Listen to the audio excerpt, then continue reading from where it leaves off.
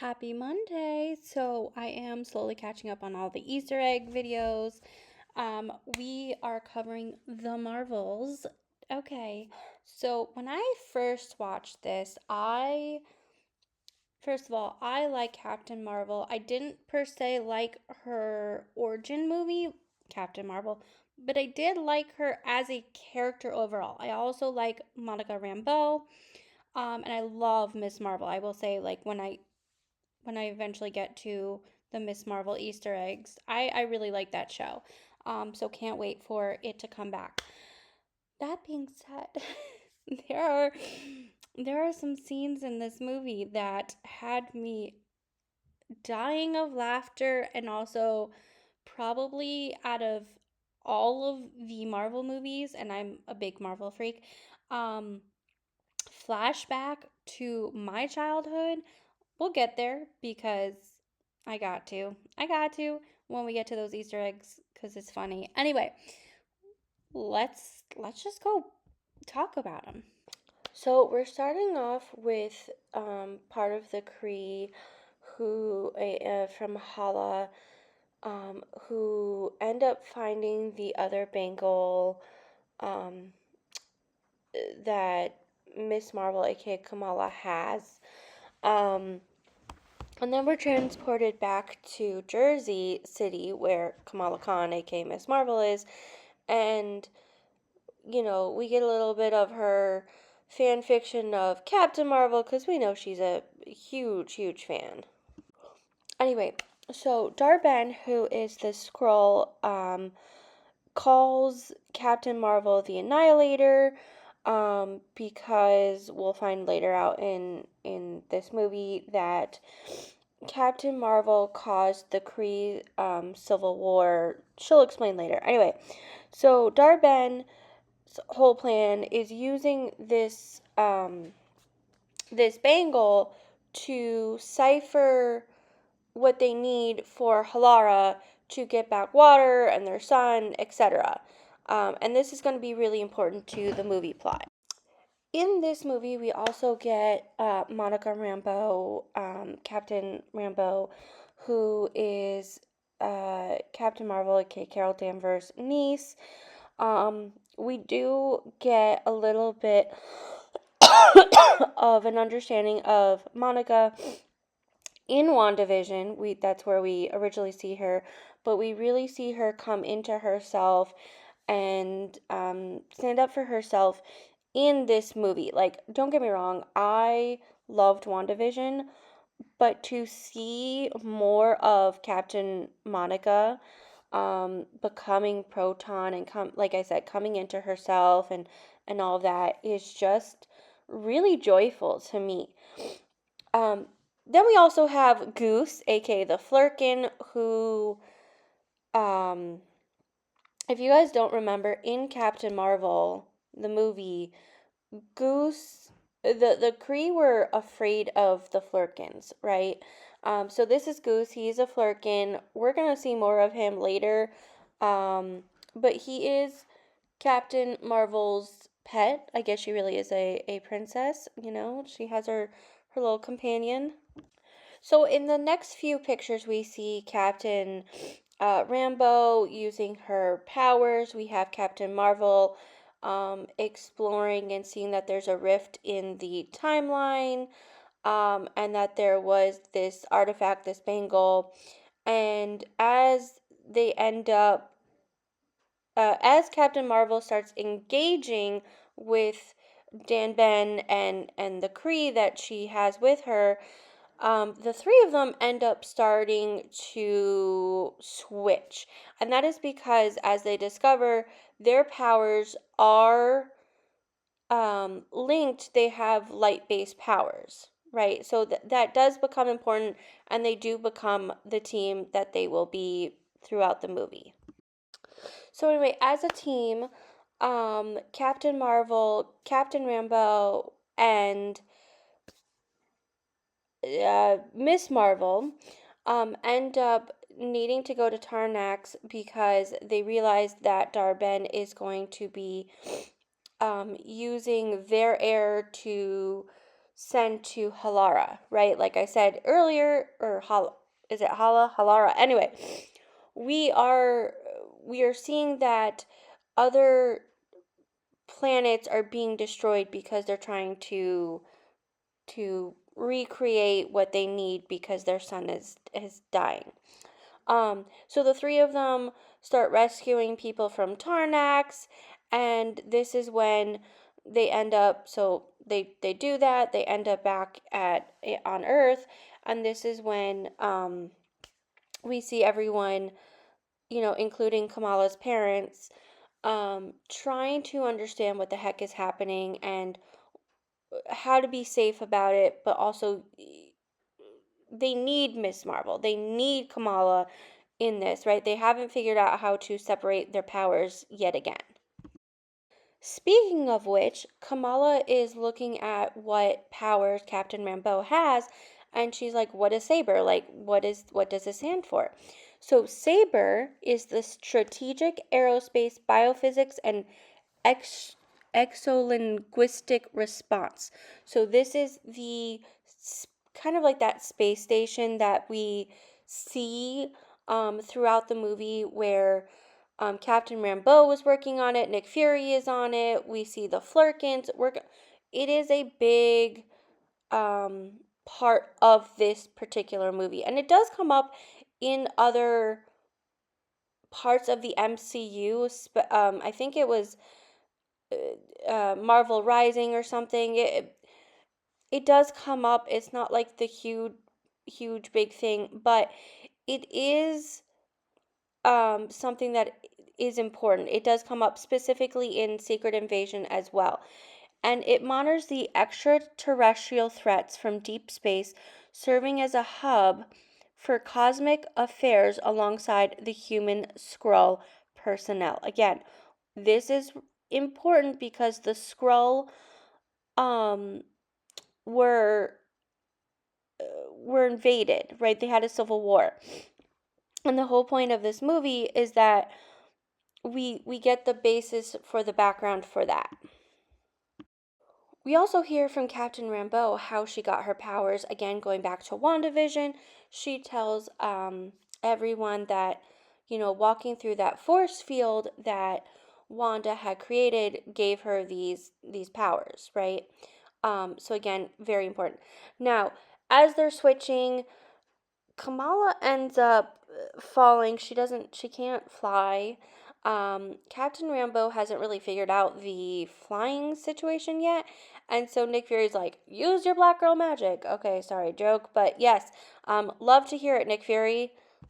Now, going back to um, the show Miss Marvel, right? We have the bangle, and so this is when Kamala explains to Captain Rambeau and Captain Marvel that this bangle allows her to travel through space and time, and again, it references her show Miss Marvel, which I will get to the Easter eggs. I did watch that way before then. I will have to rewatch it just to remember some stuff, just kind of the same way I just rewatched the Marvels. Um, but again, that is important because Dar-Benn has the other bangle, right? So if Dar-Benn gets this bangle, they're pretty much screwed, right? This Skrull wants to, again, cipher important parts, important resources back to the atmosphere of her home. Because when the Kree Civil War happened, their sun started failing, right? And so when your sun starts failing, you start losing air, you start losing water, you have no sunlight, and these are things that people need to survive, including the Skrulls. So that is again the whole premise of the movie, but this isn't the first time we've seen someone try to take resources, aka colonization, to back to their own place. Now, during this scene, Captain Marvel realizes that this this bangle not only absorbs the powers, kind of like the way that vibranium does with the Wakandas, but this is a quantum band, right? This allows them to blip through time and travel. We've kind of seen the quantanium, we've seen the time travel through different things, through the Avengers movies, um, with Endgame and Infinity Stones. We've seen it in Miss Marvel, we've seen it in Ant-Man and quantitanium, etc., right? So this stuff is really, really important to our future because we are learning that there are alternate universes, right? Alternate realities. Again, this is going to come into play at least near the end of this movie and into the future specifically. We also learned that during the 5 years, during the blip, right, Thanos, when he snapped, that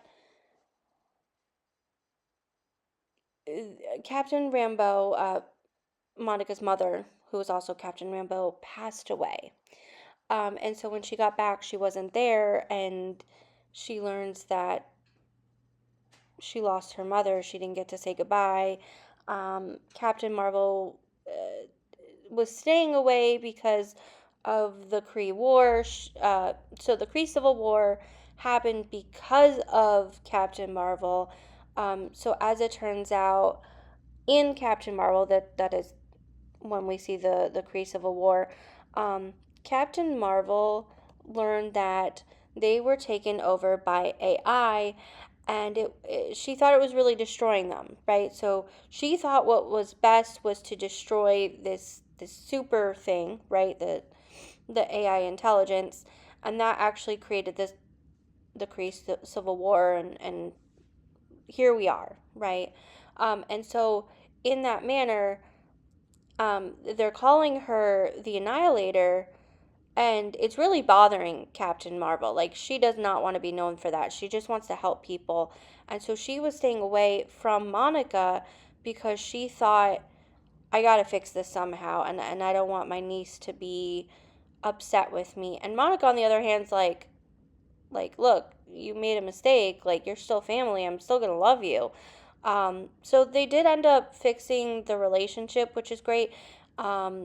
The bond was formed, the team was formed, and so we're gonna move on as a team, as the Marvels, right? Which they really get their name during when they're on Alardan, um, which let's just get to there. Also, before they get to Alardan, they're trying to give Captain Rambeau a cool, like, nickname, and one of the names that they were mentioning was Vision, but there's already a Vision, so yeah. She does end up becoming Proton, although they didn't give her that name in this movie. That is her name. Anyway, they're now on Alardan, which is mostly made of water, and this is when we learned that Captain Marvel is a pretty, pretty princess. This is also where they get their name, the Marvels.